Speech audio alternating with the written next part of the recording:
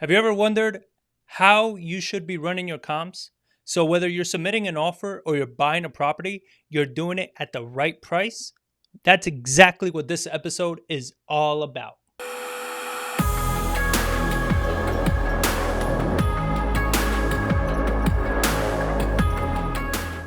Welcome back to another episode of an Investor's Journey podcast. I am your host, Jonathan Barbera, and this is episode 47. We're going to show you step by step how it is that we run our comps.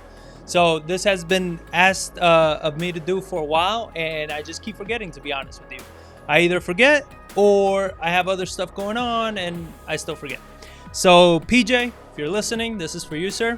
If you guys are listening on podcast, I'm going to be as detailed as possible so you can still get all the information, but I strongly recommend that you go to either prymehomes.com or Prime Homes on YouTube and watch the video, because I'm going to be doing an actual comp of a property that we have right now, so you can see exactly what it is that I'm looking at and what I'm trying to show you. Okay, so without further ado, I do want to actually put out there a little bribe. So, a lot of people always ask me, what is it that you do? And saying that I'm a real estate investor has started to have like a bit of a bad stigma to it.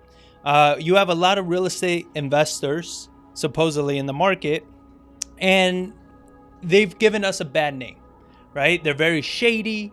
They're taking advantage of homeowners. They're taking advantage of sellers. They're extremely famous on social media, but they're the shittiest investors that you're going to have.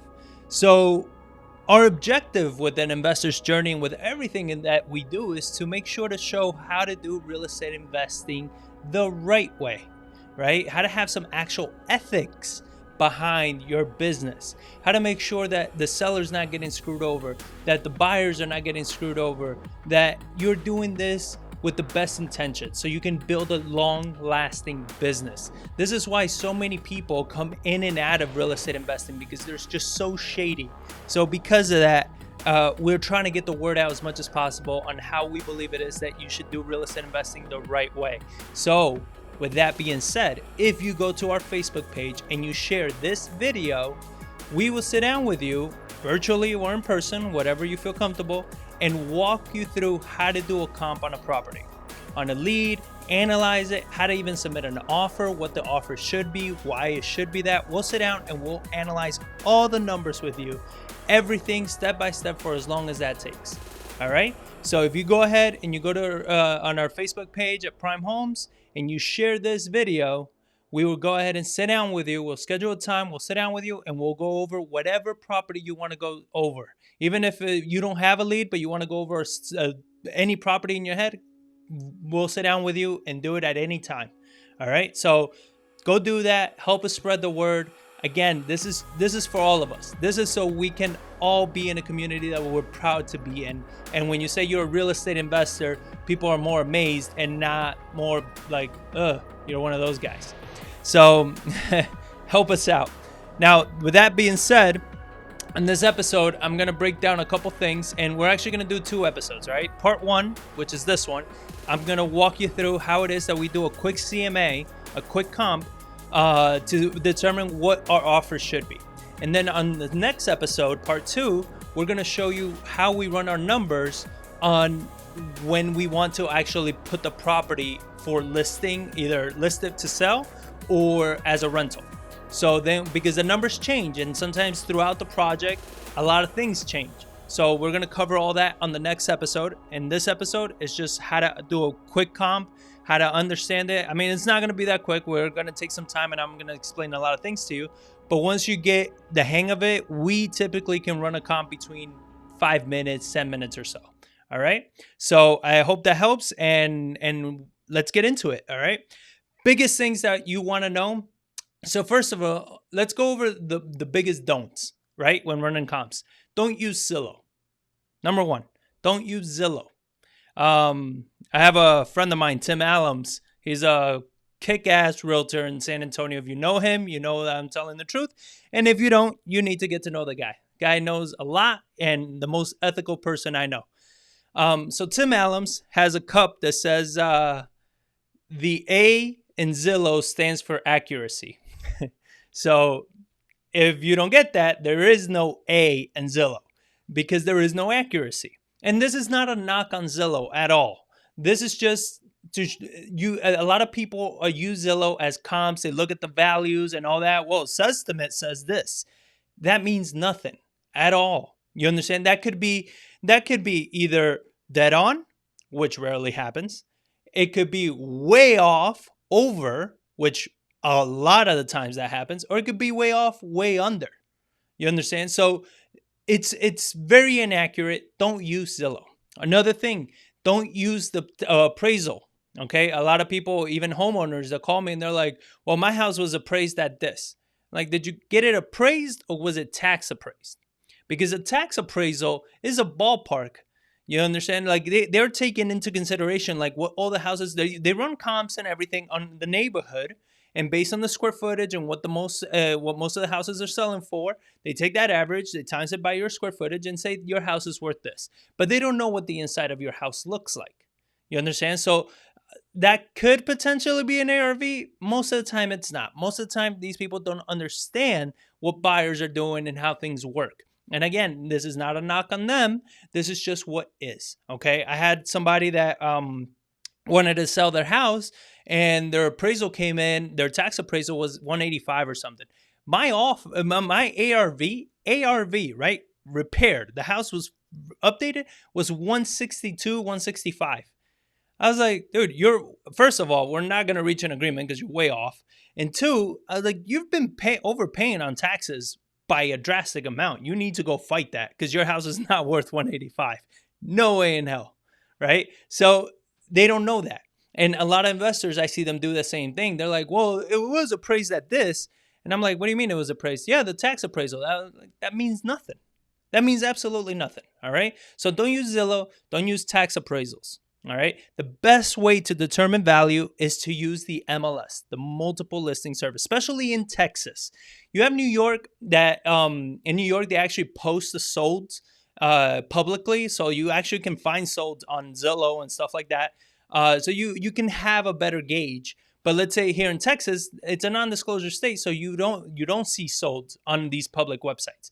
So the best way to see solds, to see all the information that I'm going to cover is on this. So if you don't have access to the MLS, one, either get it by becoming an agent, or you can partner with an agent like I've done. I'm not an agent, but I have access to the MLS because of my business partner, John Barr, right? So I have assistant access, and I can access the MLS to run comps whenever I need to.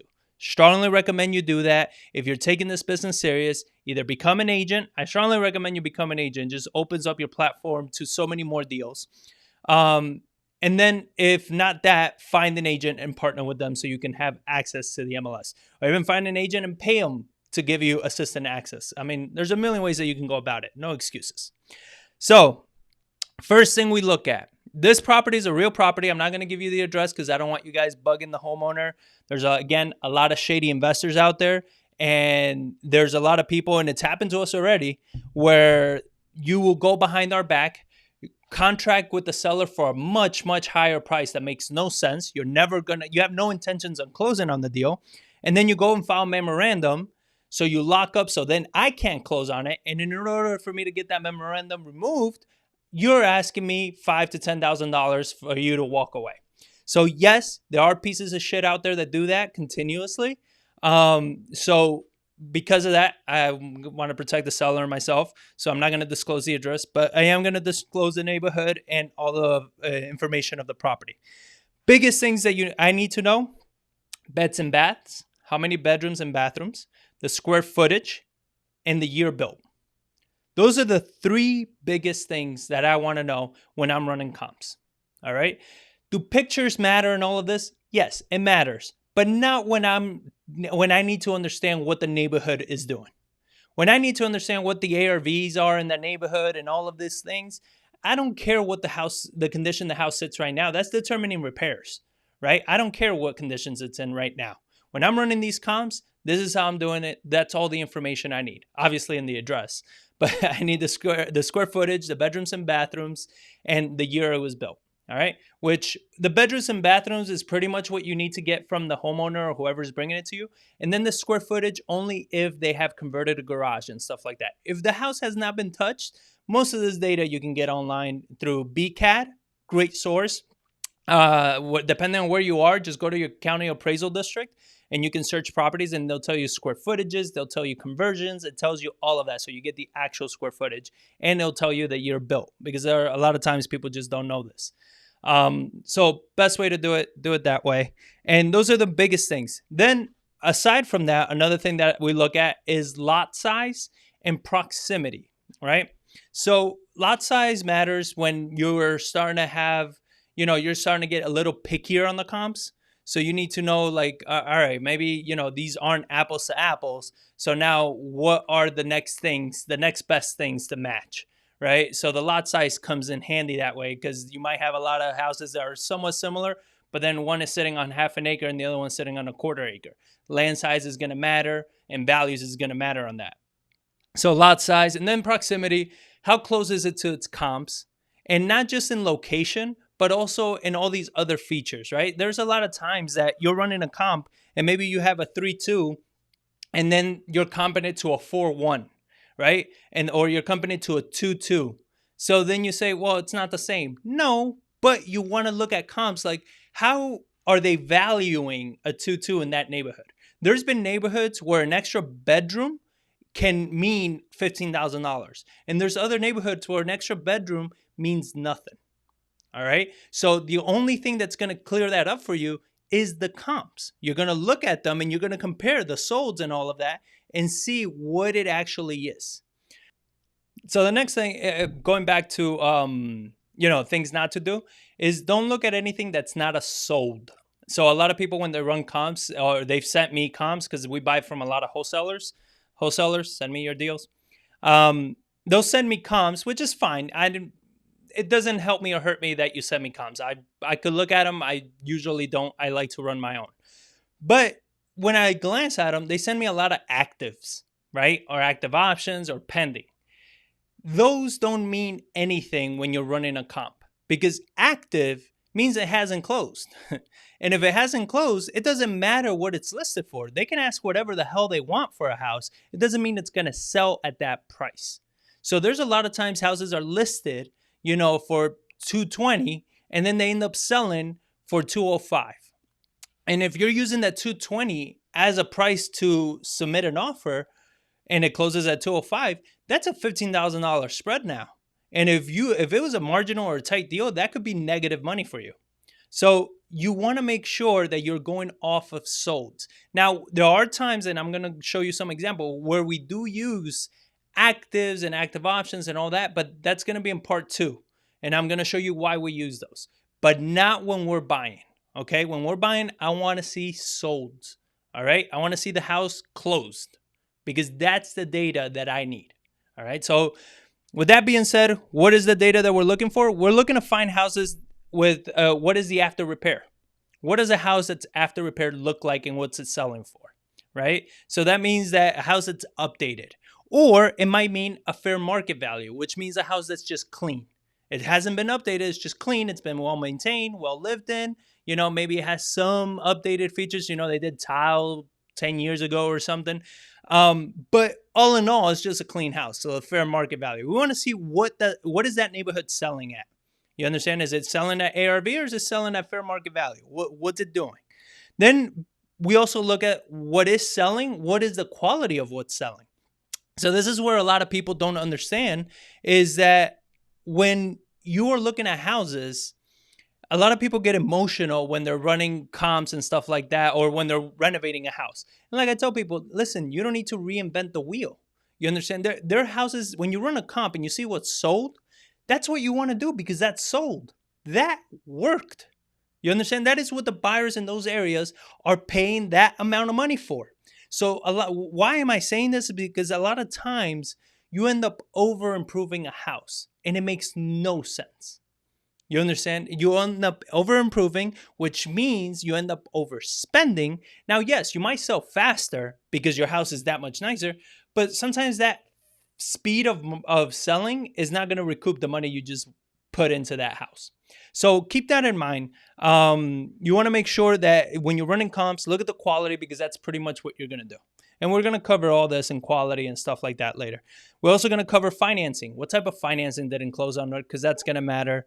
Days on market, we're going to look for rents, and then we're going to look for rental quality. The same as ARV and fair market value. We want to see the highest rents. What is the quality of the house? Is it ARV quality or is it fair market value quality? Because that's going to determine a lot on how you're going to run your numbers.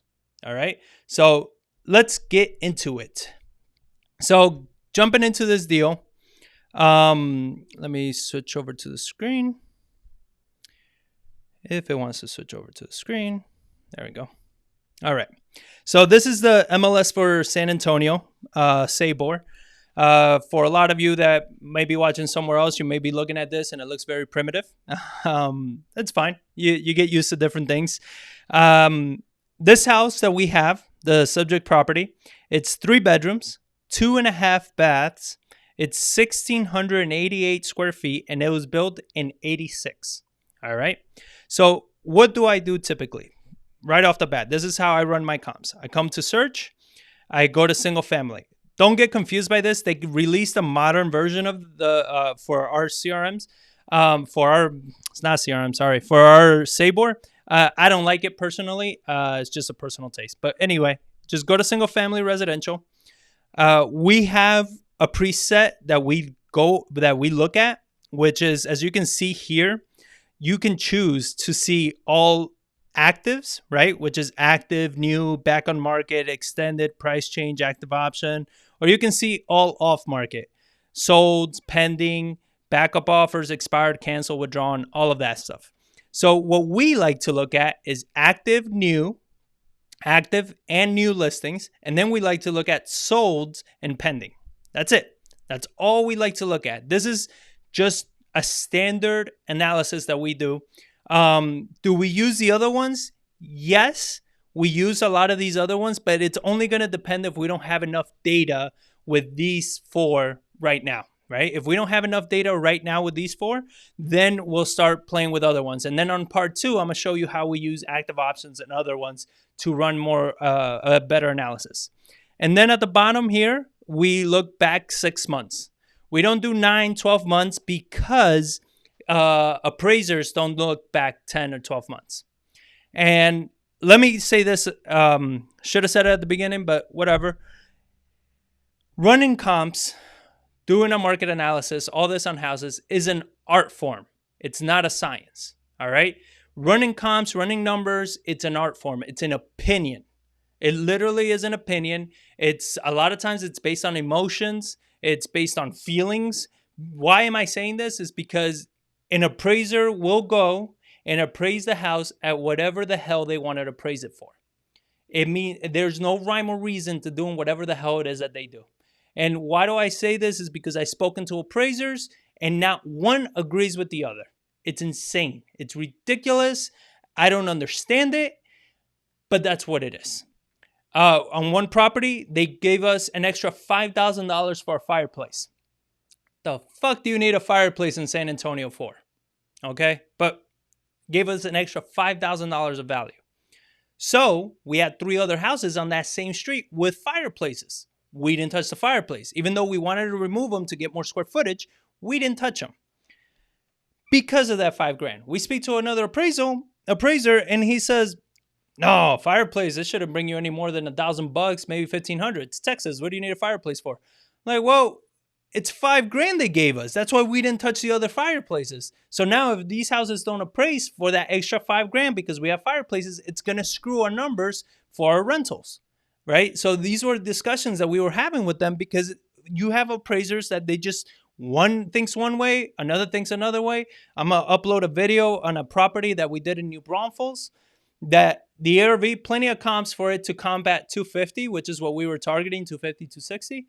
They comped it at 158. When we looked at their numbers, they went back 3 years to find comparables. Why they did this, I have no idea.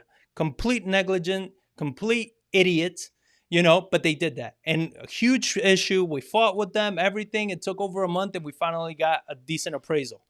But I'm gonna look at it was a nightmare. But keep those things in mind, okay?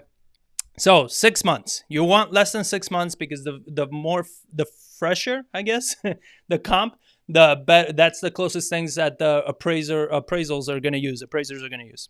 So then what we do is you click here where it says select boundaries. This is what we like to do because what I do here is I center and I put the address here. All right. So you put the address, and what it's going to do is it's as you can see right now, the dot where it's at, it's going to put the dot wherever that property is. So then it's going to center on that address. So then when you run the comps, you're going to be able to do it. I already know where the property is. And again, I don't know who the hell is watching this, so I don't want to go ahead and put the address on here, but it's in this neighborhood. So what I do, so it's going to center in this neighborhood. I come up here, I select the polygon, not the circle or the square. I don't want a radius. I want exact, I want this neighborhood that I want. So what I typically do is I do exactly this. You see, I'm staying within the yellow roads, these are major roads. Judson, what the hell is that? Lookout, O'Connor. These are major roads. So I don't want to cross these roads unless I absolutely have to.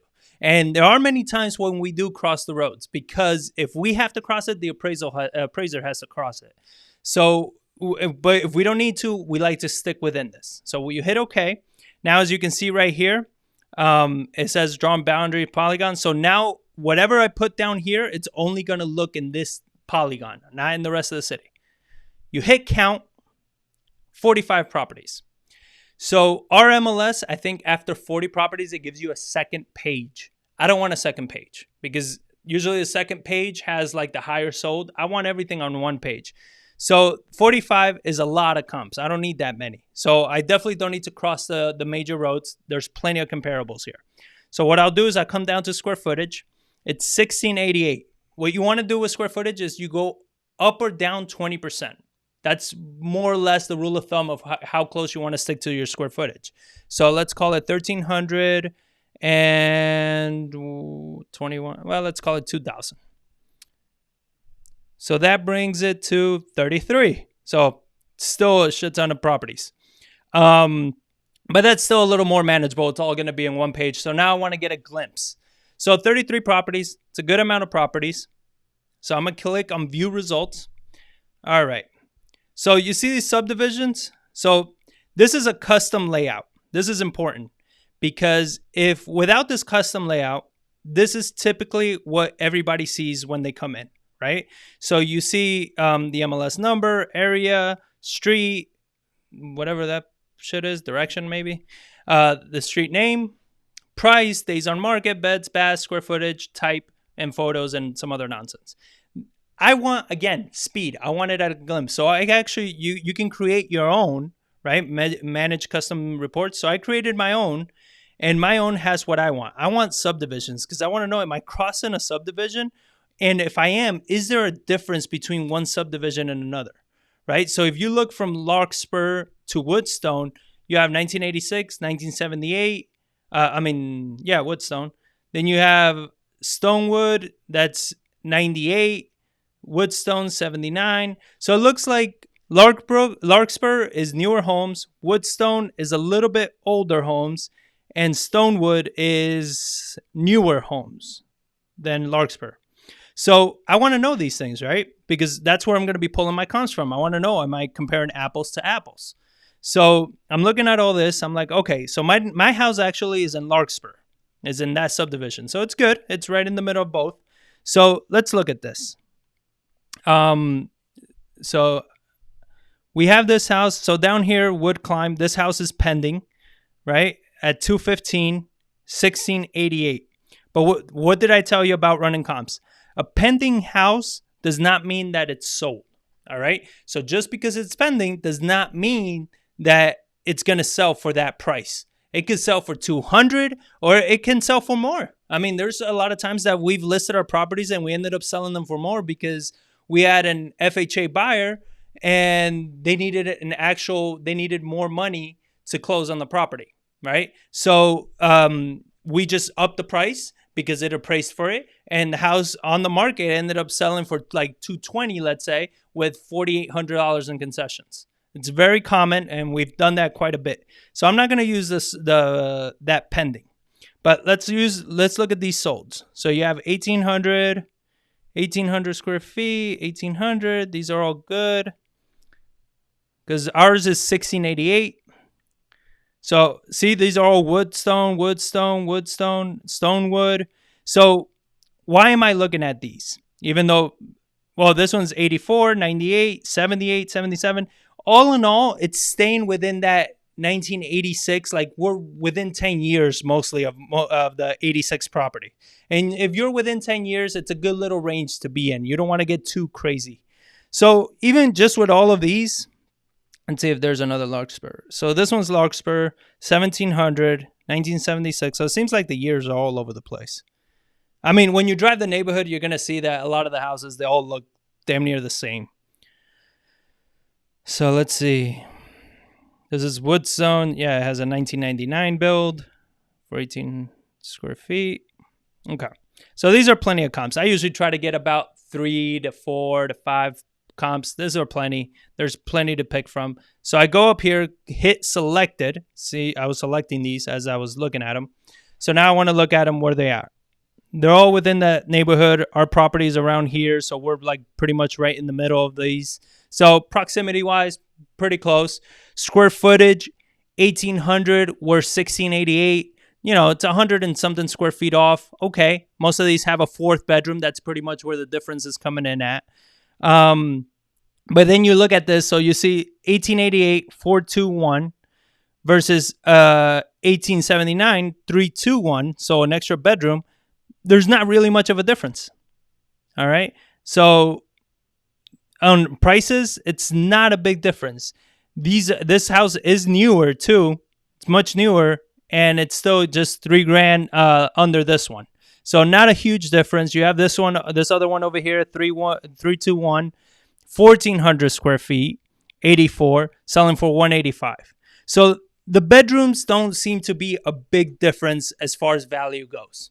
All right. So an extra bedroom, more or less, doesn't matter. They all seem to have about 3 bathrooms or 2.5 bathrooms. Ours has a 2.5 bathrooms. So all in all, these are pretty decent comps. Yes, again, these are a little bit bigger. Okay. So let's take a look at it. So now this is what we would like to do. We click on the top one and we start looking at pictures. So right off the bat, they painted the exterior. They got professional pictures. Professional pictures matters. So the inside, tile inside, new paint. They went light colors. They did a little thing on the fireplace. New cabinets. They go all the way to the ceiling. So they got nice tall cabinets. That's nice. Granite countertops. Well, that's fancy. There's some island thing there. Carpeting in the bedrooms, new vanities, tile. So this is a decent type of rehab. All right. So what does this all mean? Is that nothing major on the outside. The windows, some windows look new, some windows look old.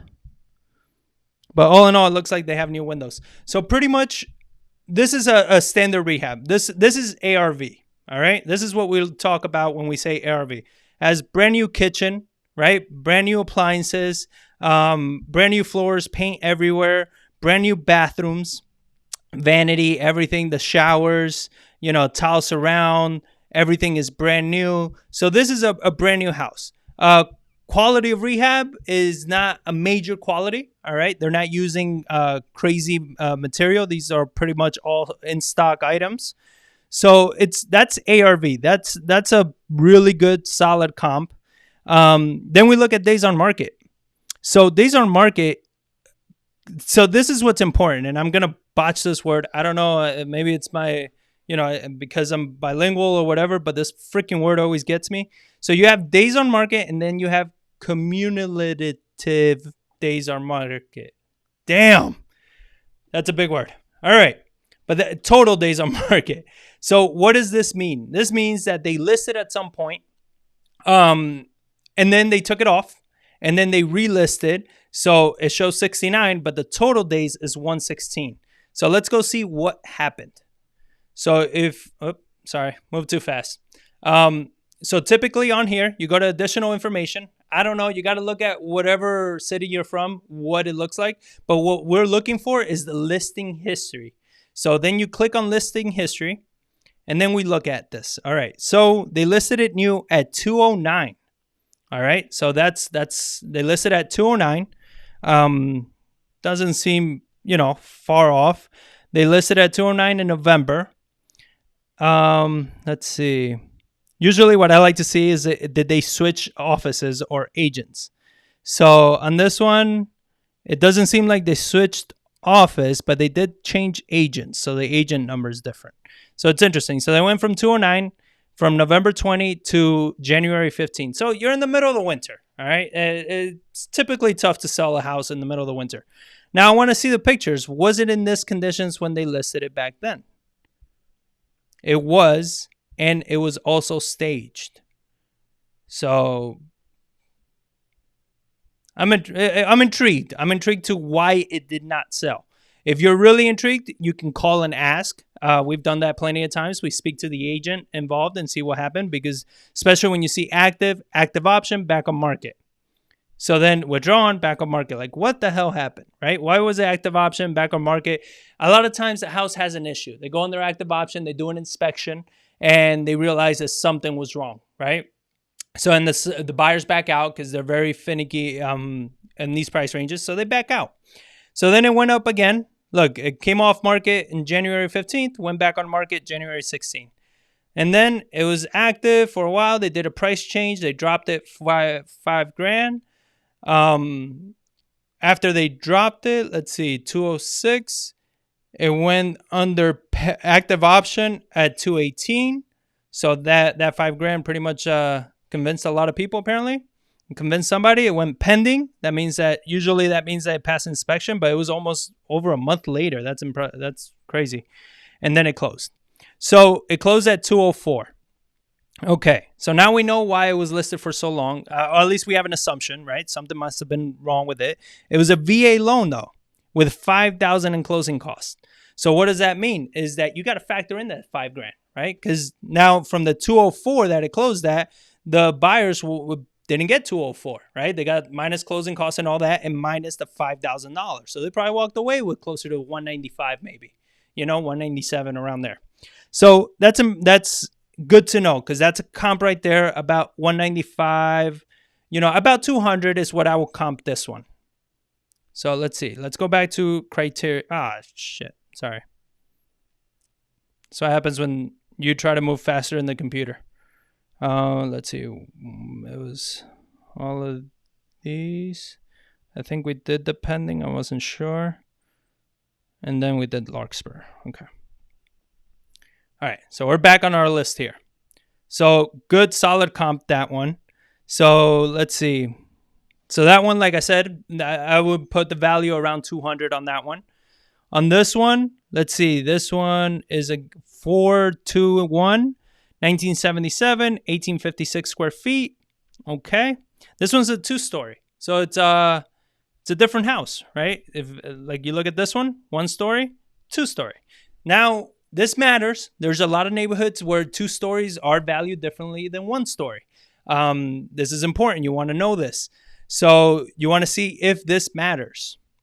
So let's look at this. FHA.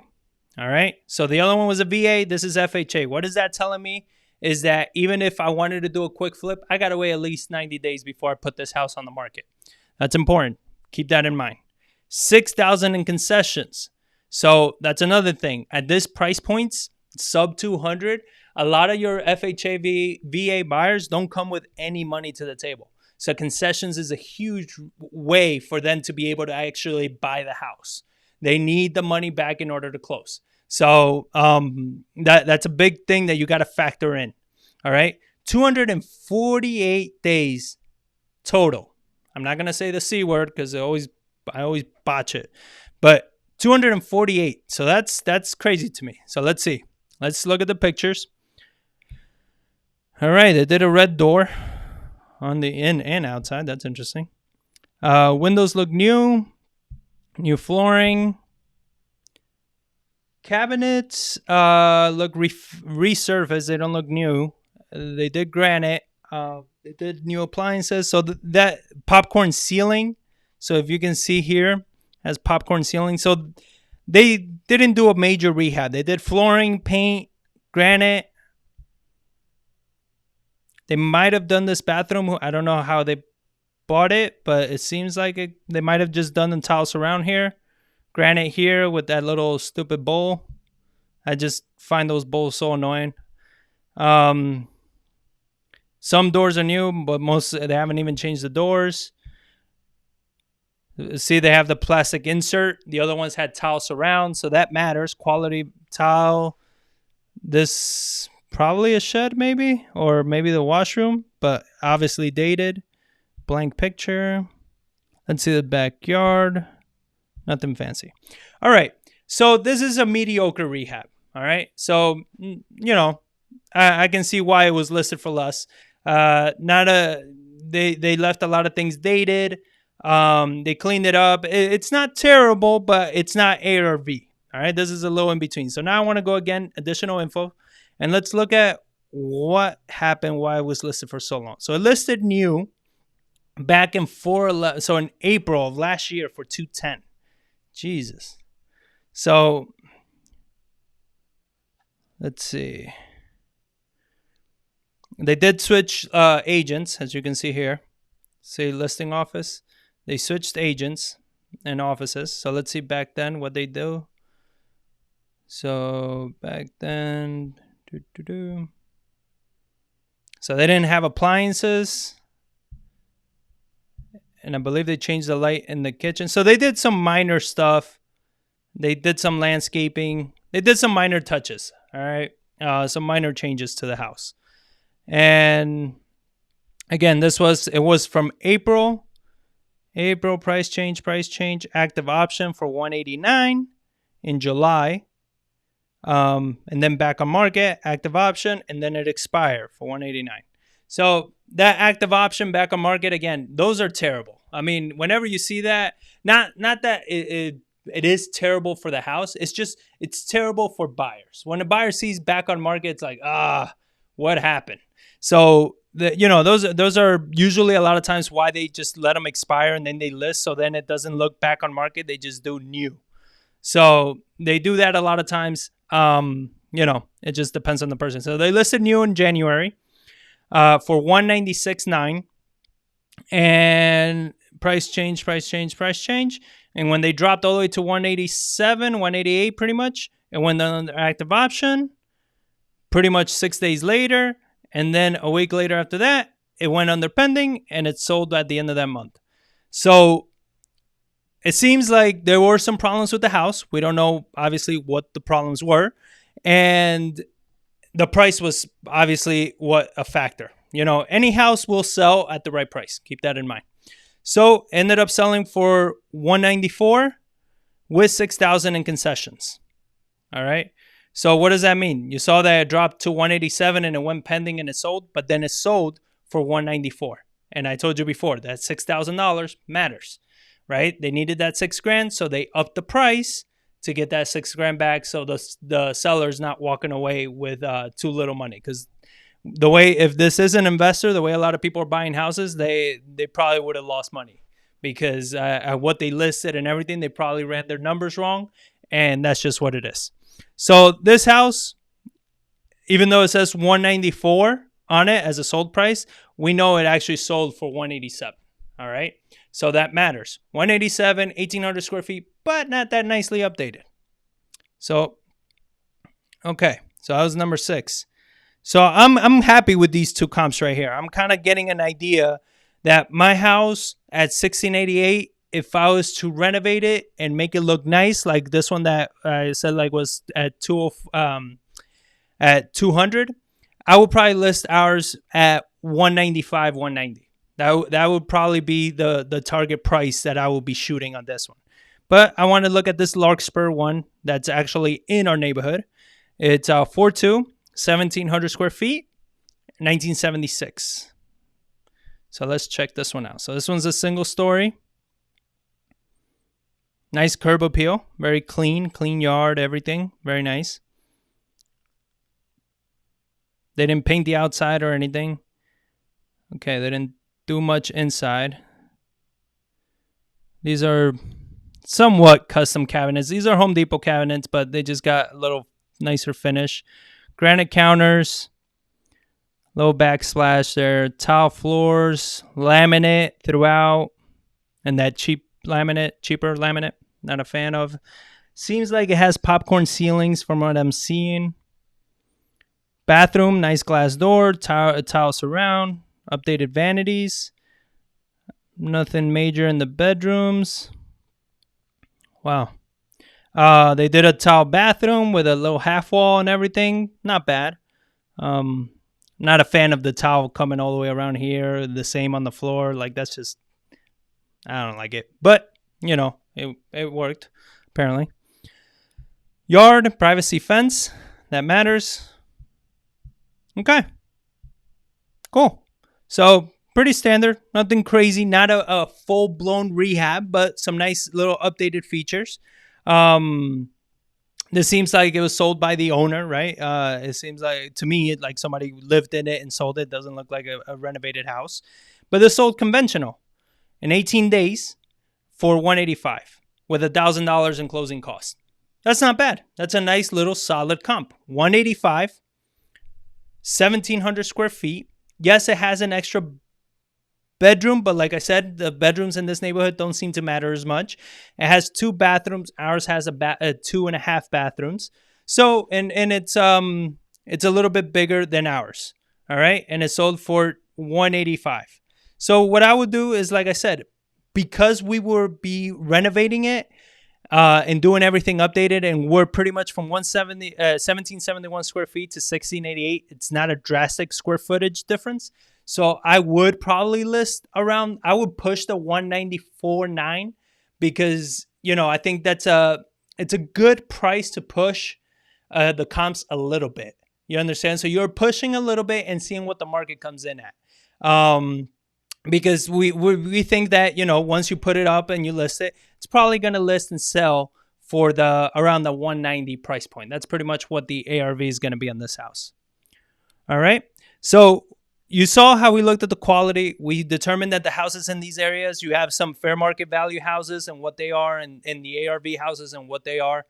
We determined the financing. So most of it was FHA and VA. So you're going to want to hold the house for at least 90 days. Days on market, they weren't crazy.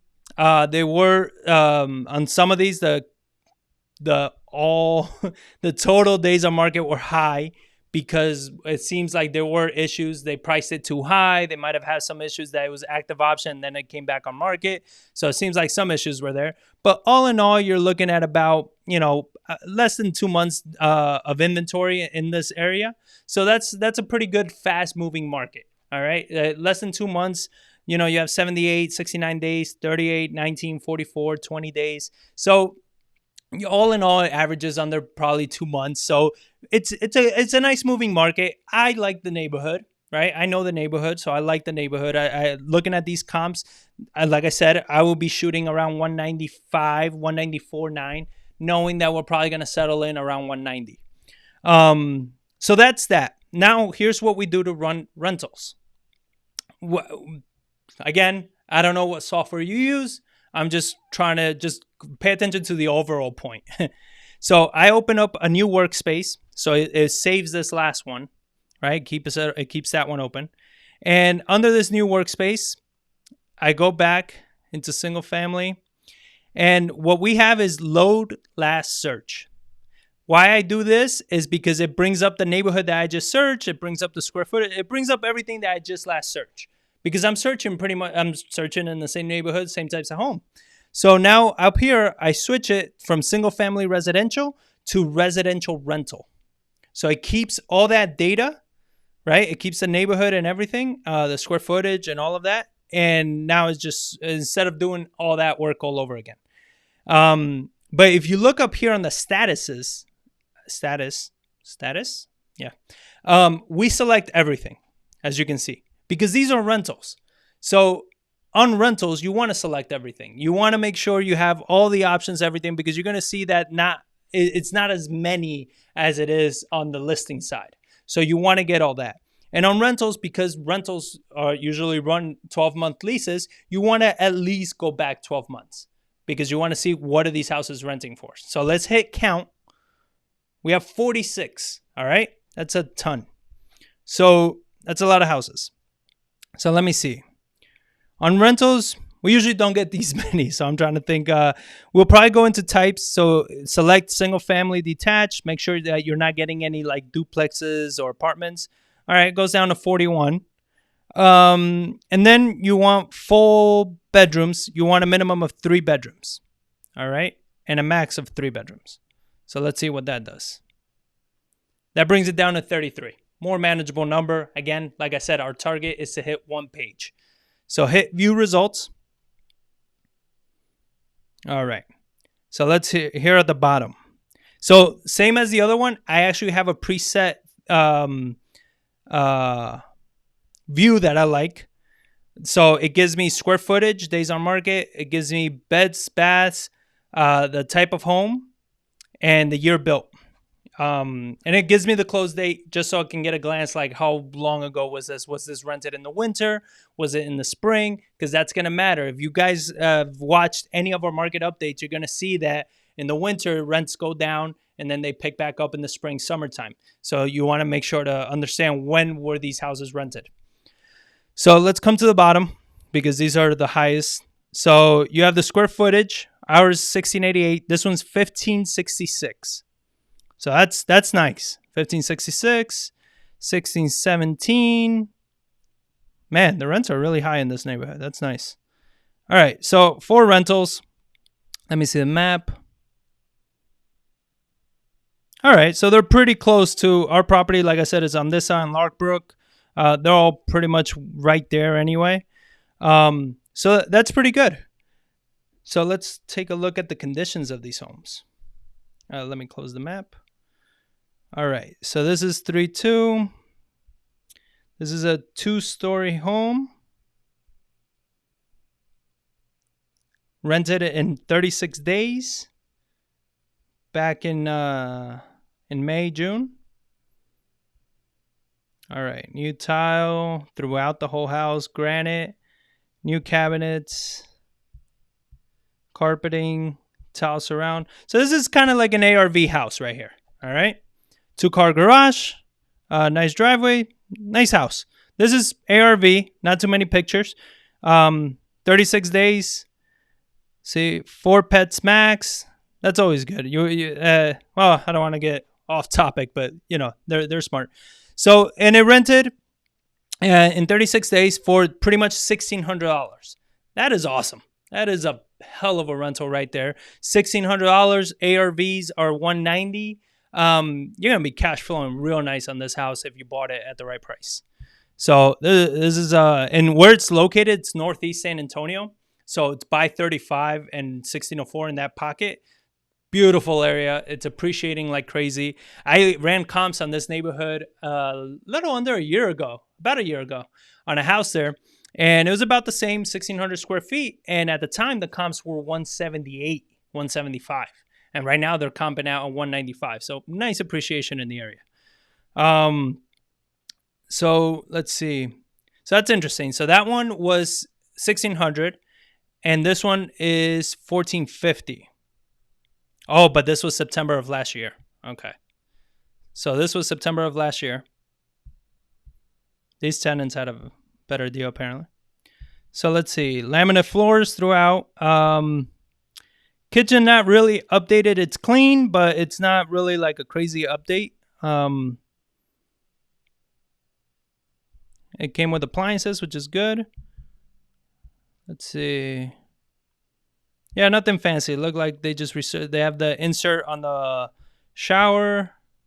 They just left those inserts, so nothing crazy. Has a nice patio. That's nice, little screened-in porch, but not crazy value. That's not going to bring any value, extra value for the rental.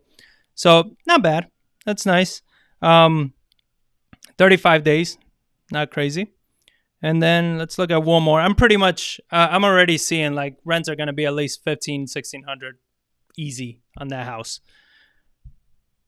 So this one, somewhat updated, little very low end update. Popcorn ceilings, and they didn't touch that. They didn't take the fur down. You have your laminate, painted the house, some tile, ugly yard, 2-car garage. All right, not terrible. And this one is 1,500 square feet, 3-2, rented for $1,400 in June. 2 days on market. Well, yeah, because they put it for $1,400. So that's definitely why it rented so quickly. So, all right. So that's what I would do.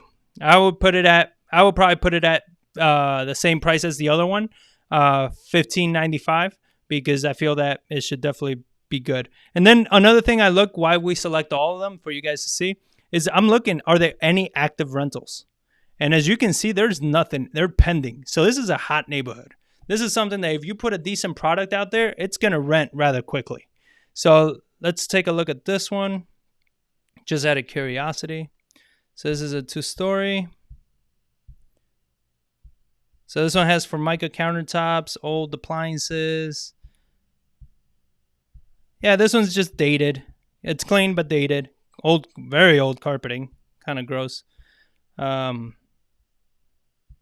Old bathrooms. Yeah, nothing crazy. Dated house. Pending for $1,375. I think that's kind of low, but to each their own. So that's pretty much what we're looking at. So we're looking at ARV for this house is about $195 is what we will put it at. And $190, $195. Like I said, I will put it at $195 if I'm listening, hoping to get around $190 for it. And then rentals, like I said, we're looking at about $1,595 is pretty much what I will put on it. So $1,595, and then we should be within that ballpark, if not $1,550. That's what it should be renting for, and that's nice little return on your investment there. So I hope all of this makes sense to you guys. I hope this helps when you're running comps. Like I said, it's an art form. This is a lot of these things, they're not so clear cut. There's the areas that are even harder, and I'm going to try to look into one of the harder neighborhoods that we've done. I'm trying to think off the top of my head which one it was. I can't quite come up with it, but there's been neighborhoods that we've had to cross like major roads and stuff like that and kind of come up with a ballpark ARV, and it's been tough coming up with some value sometimes. So it's an art form. It's not a science. It's something you want to be more conservative. Like I said on this one, you want to be when you're putting in an offer, you want to be more conservative. So on this property, I'm putting in an offer. I'm going to run an ARV. I'm going to start with an ARV of about 190 as I'm putting in an offer, right? Because like I told you, even though I might sell it for 195, I want to start at 190. You understand? So I want to start at 190 minus my closing cost, which at that price point, our closing costs are probably within 10 to 15 grand, do 15 grand on the high side. So we do minus 15 grand. You've seen the concessions, which the 15 grand includes concessions, but you're looking at about 5 grand in concessions, right? Then you do repairs and you're looking at the quality of the stuff. You're seeing that you're going to need new cabinets, granite, new floors, paint, new bathrooms, right? To hit that higher price point. So you're going to have to factor all those things in and really consider that for when you're looking to sell and list the house. So you're going to factor all that stuff in as well as you're budgeting for your rehab. And that's pretty much how you're going to be able to run your comps on it and get to that offer. So again, I really hope this helps you guys. This is kind of how we do it. It's quick and dirty. If you have any questions or anything, like I said, if you want me to sit with you and run a comp on one of your properties or anything, go on Facebook, share this video, and we'll reach out to you guys, or you just shoot me an email at jon@prymehomes.com. And tell me that you shared it, and we'll set up a time, and it could be virtual or it could be on in person, whatever you guys want. You can come to our office and we'll go over all that with you. So I hope you guys enjoyed it. If you have any other questions or anything like that, shoot me a message. Let me know if something didn't make sense. If I didn't clarify something better, let me know. I'm here to help. Again, guys, we're here to do real estate the right way. So I hope this helps, and I hope this gives you a little more confidence moving forward. So thanks for watching. Please share, like us. If you're listening on YouTube, subscribe, hit that like button. It helps get the word out. And again, any questions, let us know. Thank you so much for watching, and I'll catch you guys on the next episode.